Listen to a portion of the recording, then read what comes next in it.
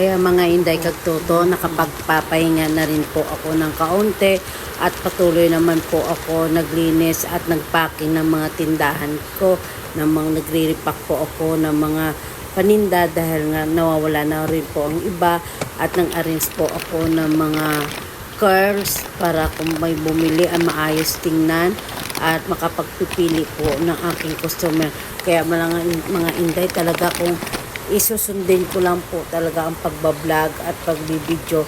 Minsan nahihirapan din ako dahil siyempre sa dami ng mga gawain ko po dito sa bahay.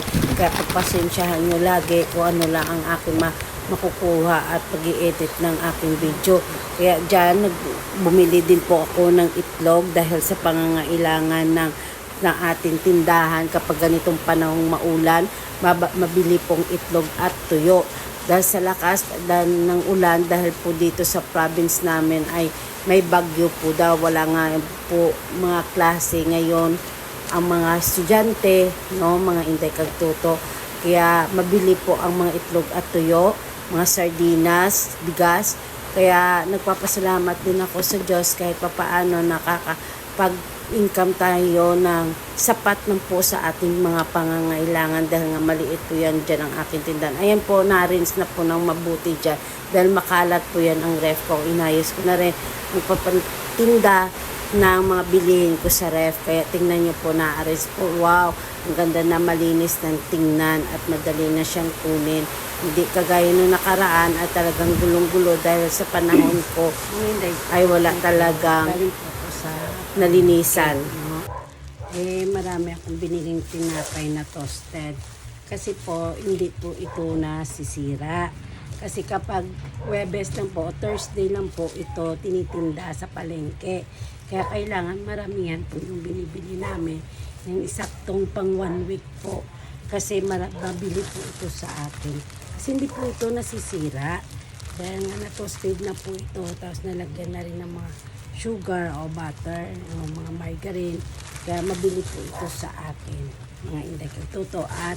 At minsan may nagpapatimpla din po sa akin na mga gatas or coffee o ano-ano mang pinapatitimpla sa akin na may dagdag ng ininit o asuka. Magpapa-additional din po ako ng 5 piso po dyan sa kada tubig at pinapatimpla sa akin. Diba, dagdag din po income yung mga Inday kagtuto. Kaya minsan kahit maliit po yan income natin, at pag tinitipon na po ay malaking bagay na po sa ating mga tindera. Kahit sabi nila piso-piso lang yan, pero mahalaga, malalaki na rin pag tinitipon na ang lahat ng tag-piso-piso. O kaya mga Inday kagtuto, kaya kung kayo may mga tindahan o may mga ganitong maliit na tindahan po, ay ganyanin nyo din po kung gusto nyo po. Kapag nagpapatimpla po sila, magpapa-additional po tayo ng 5 pesos po sa ating tindahan.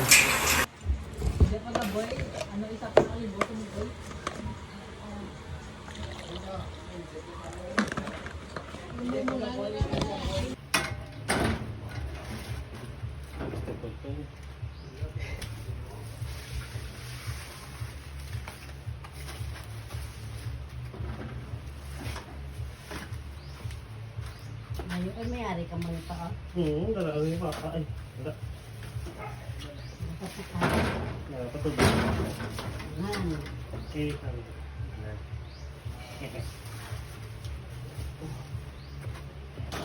Ayos.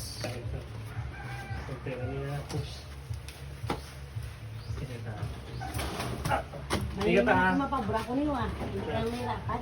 Sige ta.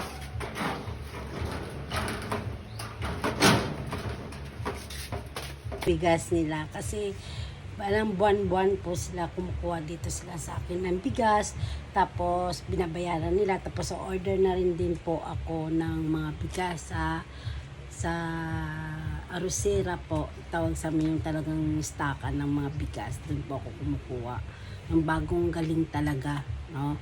Makikita mo talaga yung bagong galing na bigas, mainit pa, tapos i-deliver ko rin dito sa mga customer ko. Kahit konti lang po na ginansya, okay lang din yun. Importante makakabili po tayo ng ulam, yung pagkain natin araw-araw kahit papaano, hindi po ba mga Inday kagtuto. Malaki din ang ang tulong po sa akin. Kaya hintay ko po ang lola ko, inaabangan ko po siya dito dahil may bagyo nga po, kaya may mga malakas ang ulan. God bless you po mga hindi katuto.